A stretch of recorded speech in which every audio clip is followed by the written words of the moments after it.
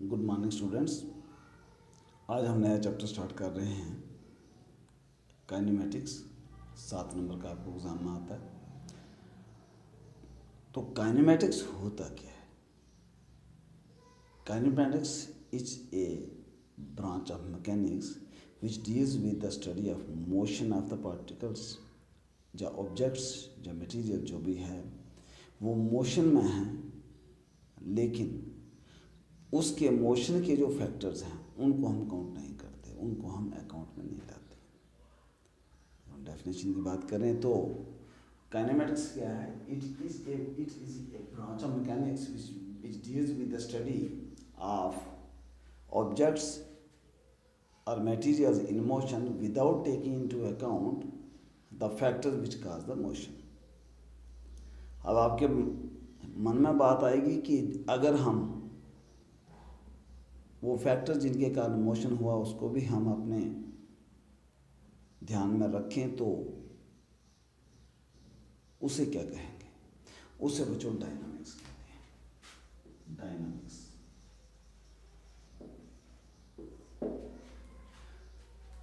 तो इसे काइनेमेटिक्स और डायनामिक्स एक दूसरे के उल्ट होती है। और जब मोशन की बात करते हैं तो मोशन से सबसे पहले हमें ये थोड़ा सा नॉलेज होना चाहिए कि रेस्ट क्या चीज है। रेस्ट आपने छोटी क्लासों में पढ़ा होगा कि रेस्ट क्या होता है कि जब कोई बॉडी अपनी जगह बदलती नहीं है तो उसे रेस्ट कहा जाता है। अब थोड़ा और इसको अच्छे से करेंगे तो रेस्ट अब हम क्या कहेंगे? हम कहेंगे अगर एक बॉडी एक वस्तु कोई अपनी जगह नहीं बदलती है समय गुजरने के साथ, लेकिन एक बात और कहेंगे कि अपने आसपास की तुलना में,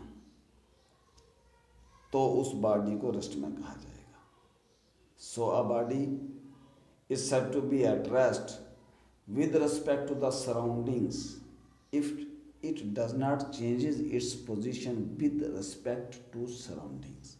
विद रिस्पेक्ट टू, सपोज एक आप लोग सभी क्लास में बैठे हैं तो हर एक बच्चा अपने डेस्क पे स्टेशनरी है, उसका डेस्क समय के साथ अपनी जगह नहीं बदल रहा है एक दूसरे की तुलना में।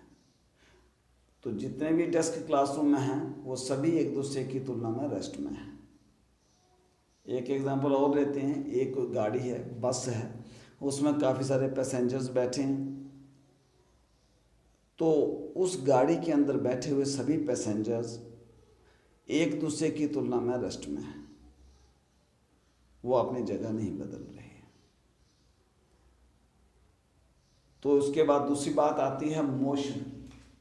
मोशन क्या होता है? तो मोशन होता है कि अगर एक बॉडी अपनी जगह बदलती है अपने आसपास की चीज़ों की तुलना में समय के साथ, तो उस बॉडी को हम कहते हैं कि वो मोशन में है। If a body changes its position with time with respect to the surroundings, the body is said to be in motion. Motion में होती है वो। अब एग्जाम्पल हम ये दे सकते हैं, जैसे मैं क्लासरूम में आया हूँ तो अभी इससे थोड़ी देर पहले मैं ऑफिस में बैठा था, तो क्या होगा? समय के साथ मैंने अपनी जगह बदल ली है अपने आसपास की चीज़ों की तुलना में। मेरा ऑफिस कहीं रह गया, मैं अभी क्लास में हूँ, इसलिए मैंने जगह बदल रही है, इसलिए I was in motion during that time. अब बॉल देखा होगा, क्रिकेट खेलते हुए हम बॉलिंग करते हैं, बॉल वो मूव करता है, अपनी जगह बदलता है।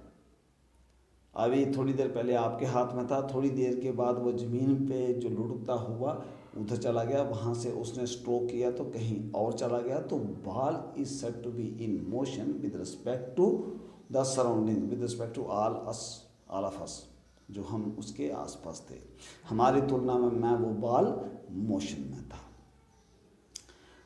एक बात का ध्यान रखना, एक इसमें छोटी सारी चीज़ हमारे बच्चे तकरीबन चक्कर में पढ़ते हैं इसमें rest and motion are always relative, इस बात का ध्यान रखना कि ये रिलेटिव में है। Rest and motion are always relative. जब हम बात करेंगे रेस्ट या मोशन की तो उसके साथ हम किसी और चीज के रिलेशन में बात कहेंगे। एग्जाम्पल मैं एक देता हूं कि जैसे आप किसी गाड़ी के अंदर बैठे हैं, बस में बैठे हैं, उस बस में और भी पैसेंजर हैं और वो बस मूव कर रही है, चल रही है। तो आप मुझे बताइए कि आप रेस्ट में हैं या मोशन में। अब कुछ बच्चे कहेंगे हम रेस्ट में हैं क्योंकि उसमें गाड़ी में और भी पैसेंजर्स हैं और गाड़ी में बैठा हुआ हर एक पैसेंजर दूसरे पैसेंजर की तुलना में रेस्ट में है। बिल्कुल ठीक भी है। और अगर आप कहते हो नहीं जी हम तो मोशन में हैं क्योंकि थोड़ी देर पहले तो सुंदरबनी में हम थे, अब आधे घंटे के बाद हम कहीं नौशहरा के आसपास पहुंच गए, तो हम तो मोशन में थे क्योंकि हमने जगह बदल रही है समय के साथ। दोनों बंदे कहने वाले ठीक, लेकिन गलती कहाँ हो गई कि हमने रिलेटिव नहीं देखा। इसलिए हम जब भी रेस्ट या मोशन की बात कर रहे हैं तो हम उसके साथ रिलेशन जरूर देखें कि with respect to which thing we are talking. अगर हम जो को पैसेंजर हैं आपके साथ बैठे हुए गाड़ी में उनके साथ तुलना कर रहे हैं, if we are talking with respect to all the other passengers which are sitting inside that bus, then you are at rest, irrespective of the fact that the bus has moved so many kilometers, but all of the passengers are at rest with respect to each other. And if we are talking with respect to the surroundings of the bus, that outside the bus, or if we are talking with respect to a thing which was outside of the bus, suppose the bus station, suppose the trees which are outside the bus, then each and every passenger sitting in the bus is said to be in motion with respect to all those things which are outside the bus. तो इसलिए इस चीज को हम कहते हैं कि rest and motion are always relative. फिर उसके बाद एक चीज आती है, एक छोटी सारी टर्म्स और आपको काइनेमेटिक्स में तकरीबन इस्तेमाल होगी, point mass object. Point mass object. अब पॉइंट मास ऑब्जेक्ट क्या होता है? ये एक ऐसा ऑब्जेक्ट है जो मोशन में है और उसके द्वारा तय किया गया जो डिस्टेंस है it is very much greater than its own size. अगर कोई ऐसी चीज, ऐसा ऑब्जेक्ट जिसका अपना साइज बहुत छोटा है as compare to the distance covered by that object, then in that condition that object is said to be point mass object. उसको पॉइंट मास ऑब्जेक्ट कहेंगे। तो इसके पॉइंट मास ऑब्जेक्ट के द्वारा तय किया गया रास्ता जो होता है उसको ट्रेजेक्टरी कहते हैं।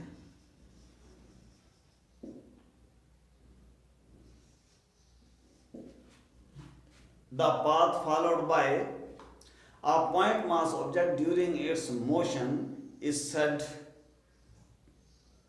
project, उसको ट्रेजेक्टरी कहेंगे। अब हम बात करते हैं टाइप्स ऑफ मोशंस की। मोशन कितने तरह का होता है? आपने जो आपकी प्रोसीडिंग क्लासेस थी उसमें आपने कुछ इस मोशन के बारे में पढ़ा भी होगा, उन्हीं को थोड़ा सा एलाबोरेट करेंगे। ये एक इंट्रोडक्शन है जिसकी कुछ ऐसी टर्म्स हैं जो तकरीबन मैकेनिक्स में यूज होती हैं, इसलिए थोड़ा थोड़ा आपको उन चीज़ों का नॉलेज होना चाहिए। तो types of motion of the body, types of motion. अब टाइप्स ऑफ मोशन तो हमारे पास होती हैं 3 तरह की, लेकिन अगर हम पॉइंट मास ऑब्जेक्ट का भी कंसेप्ट दिमाग में रखें तो 6 तरह की हो जाएंगी। अब जैसे पहले आते हैं, सबसे पहला टाइप्स ऑफ मोशन है रेक्टिलिनियर मोशन।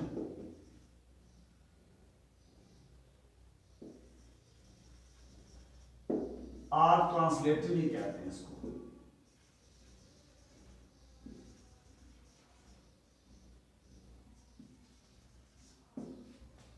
फर्स्ट आगे रेक्टिलिनियर और ट्रांसलेटरी मोशन।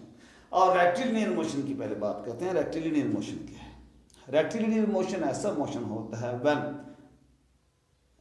अ पार्टिकल और a point mass object is moving along a straight line. Straight line में अगर एक ऑब्जेक्ट जा रहा है but that object B is point mass object. अगर एक point mass object straight line पे जा रहा है,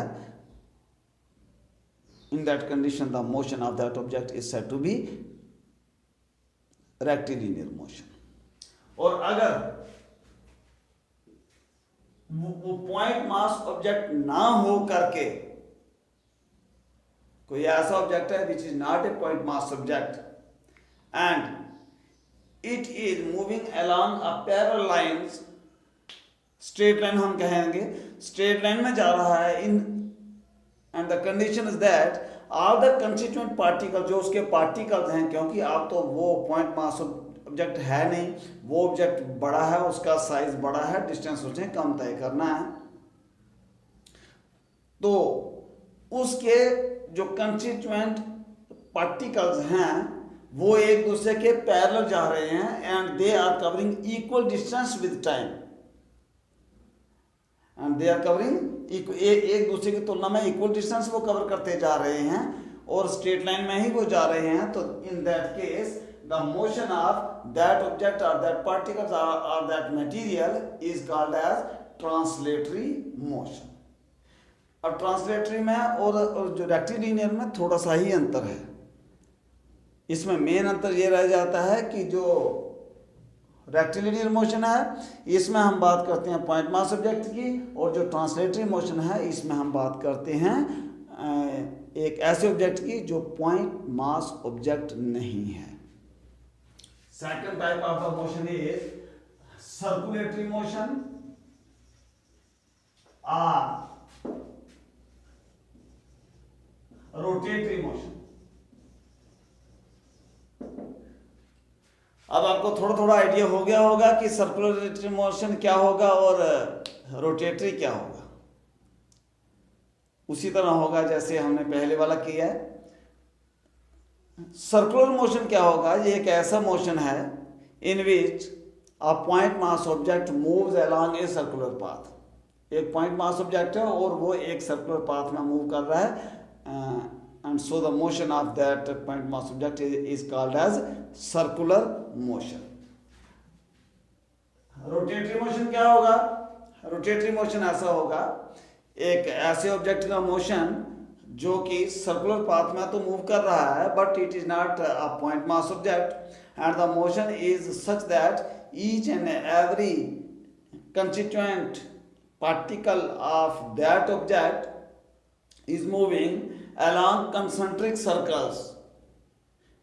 concentric circle वो होते हैं जिनका कि जो सेंटर होता है वो सेम रहता है। उसकी constituent particles concentric circular path पे वो मूव कर रहे हैं so that the center of all those centre जो concentric circles हैं वो उनके सेंटर एक ही लाइन पर हैं और वो एक लाइन जो होती है उसको हम एक्सिस ऑफ रोटेशन कहते हैं। तो ऐसे मोशन को हम कहेंगे it is called as rotatory motion. अब थर्ड आता है टाइप इज ऑसिलेटरी और वाइब्रेटरी मोशन।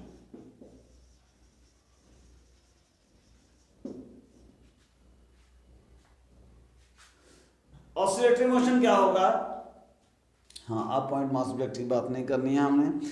ऑसिलेटरी मोशन वो होता है कि जिसमें एक पार्टिकल जो है वो या तो ऐसे ऐसे घूमेगा टू एंड फ्रो या ऐसे घूमेगा back and forth about a fixed position, जो उसकी सेंटर वाली पोजीशन होगी and it is called as mean position. तो ऐसे मोशन को हम ऑसिलेटरी मोशन कहते हैं। तो फिर वाइब्रेटरी मोशन क्या होगा? वाइब्रेटरी मोशन वो मोशन होता है जिसमें एम्पलीट्यूड कम रहता है। एम्पलीट्यूड क्या होता है? एम्पलीट्यूड होता है जो मीन पोजीशन जो हम बात कर रहे हैं, अगर ये ऐसे ऐसे घूम रहा है तो जहाँ ये बिल्कुल हिल नहीं रहा होता, सेंटर में जहाँ ये बिल्कुल रहा होता है रेस्ट पे, ये पोजीशन इसकी मीन पोजीशन कहलाती है। तो जहाँ तक ये जा रहा है ये इसकी मैक्सिमम डिस्प्लेसमेंट थी, जहाँ तक ये गया था। तो ये maximum displacement from the mean position is called as its amplitude. और जब एम्पलीट्यूड कम होता है, बहुत कम एम्पलीट्यूड होता है, तो उस मोशन को, वो ऑसिलेटरी मोशन जो होता है जिनमें एम्पलीट्यूड कम हो, उसे वाइब्रेटरी मोशन कहा जाता है। तो इसलिए ये बिल्कुल सिंपल डेफिनेशंस थी, कुछ ऐसी टर्म्स थी जो आपके दिमाग में रहनी चाहिए। एक टर्म और आती है frame of reference. Frame of reference की भी हम तकरीबन बात करेंगे इसमें। Frame of reference, frame of reference क्या होता है जी? फ्रेम ऑफ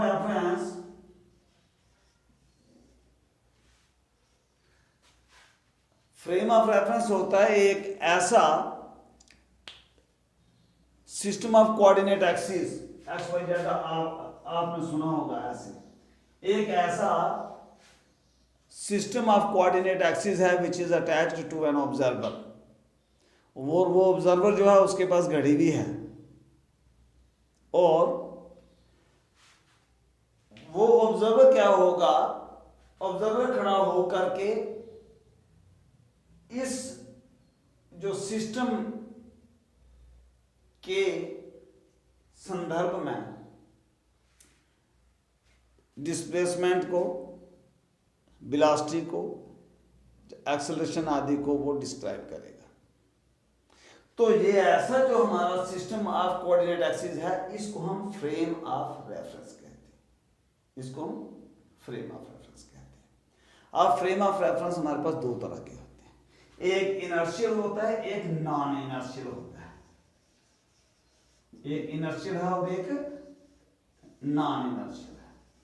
अब इनर्शियल फ्रेम ऑफ रेफरेंस क्या होता है? इनर्शियल फ्रेम ऑफ रेफरेंस वो ऐसा फ्रेम ऑफ रेफरेंस होता है जिसमें Newton first law of motion hold good करता है। एग्जांपल कि जिसमें a frame of reference which is attached to a person who is sitting in a bus and the bus is moving with uniform velocity.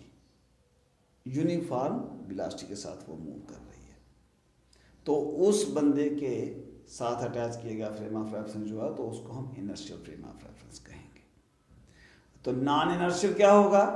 ये ऐसा frame of reference होगा कि जिसमें Newton's first law of motion hold good नहीं करता है।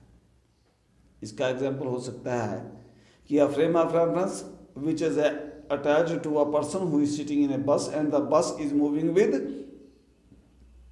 Variable velocity और it is moving with an acceleration or retardation। तो ऐसे फ्रेम ऑफ रेफरेंस को हम non inertial frame of reference कहते हैं। अब जो मोशन होता है, अगर हम इसकी कोऑर्डिनेट सिस्टम की बात करें तो इसके संदर्भ में तीन तरह का मोशन होता है। एक होता है वन डायमेंशनल, एक टू डायमेंशनल, एक थ्री डायमेंशनल। और ये 1, 2 और 3 डायमेंशनल मोशन का क्या इसकी बात है? एक वन डायमेंशनल है मोशन। अब वन डायमेंशनल मोशन क्या होता है? ये ऐसा मोशन होता है कि जिसमें इसको वन डायमेंशनल मोशन को हम रेक्टिलिनियर मोशन भी कहते हैं और इसको लीनियर मोशन भी कहते हैं। ये ऐसा मोशन है कि अगर ये हमारे पास तीन जो कोऑर्डिनेट्स हैं x, y और z, ये x है, ये y है, ये z है, अब तीन कोऑर्डिनेट्स होते हैं और तीनों में से अगर सिर्फ एक चेंज होता है with time, then the motion is said to be one dimensional motion. तो अगर दो चेंज हो जाएं, अगर तो x ही चेंज होता है तो वन डायमेंशनल मोशन हो गया, रेक्टिलिनियर मोशन हो गया। और लीनियर मोशन हो गया, एक ही साइड में है। अगर दो चेंज होते हैं तो हमारा 2 डायमेंशनल मोशन हो गया, एक्स और वाई दो चेंज हो जाएं, एक्स और जेड दो चेंज हो जाएं। और अगर तीनों चेंज हो जाएं तो उसको 3 डायमेंशनल मोशन कहेंगे। तीनों चेंज हो जाएं तो एक्स वाई और जेड तीनों उसके कोऑर्डिनेट्स चेंज हो जाएं विद टाइम, तो हम कहेंगे कि ये मोशन 3 डायमेंशनल मोशन है। एग्जाम्पल इसके दे सकते हो। 1 डायमेंशनल मोशन क्या हो सकता है? अब जैसे ट्रेन एक रेलवे ट्रैक पर सीधी चल रही है स्ट्रेट लाइन में, 1 डायमेंशनल मोशन है उसका। जा एक और एग्जाम्पल बिल्कुल सिंपल सा हो सकता है कि अगर हम एक स्टोन और an object which is dropped from some height and it moves towards the earth, वो भी एक ही उसका कोऑर्डिनेट चेंज होगा। It's also an example of 1 dimensional motion. 2 dimensional motion का एग्जांपल क्या हो सकता है? अगर हमारा फर्श है, फर्श पर एक कीड़ा चल रहा है तो उसका मोशन जो है तो वो 2 डायमेंशनल होगा, क्योंकि वो एक्स और वाई दोनों में मूव करेगा। 3 डायमेंशनल मोशन का क्या एग्जांपल होगा? इफ इन द स्पेस, आसमान में एक पतंग उड़ रहा है, हवा भी चल रही है और पतंग भी उड़ रहा है, तो उसका 3 डायमेंशनल मोशन होगा। वो एक्स में भी जाएगा, वाई में भी जाएगा, जेड में भी जाएगा। और an aeroplane which is flying in the sky, it's also an example of 3 dimensional motion. So my dear students, this was all about some simple terms which are often used in the mechanics or the kinematics. We will be using all these terms. This was just an introduction. अब कल हम बात करेंगे motion in 1 dimension.